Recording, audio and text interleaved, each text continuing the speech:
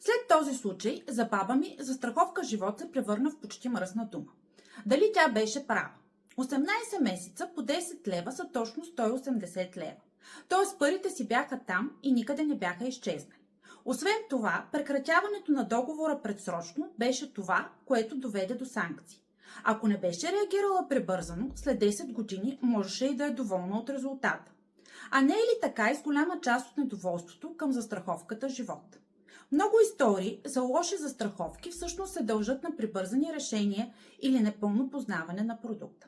Истината е, че застраховката живот е един много полезен и дори необходим продукт. Тя съчетава в себе си защита за живота и здравето ни и грижа за нашето бъдеще.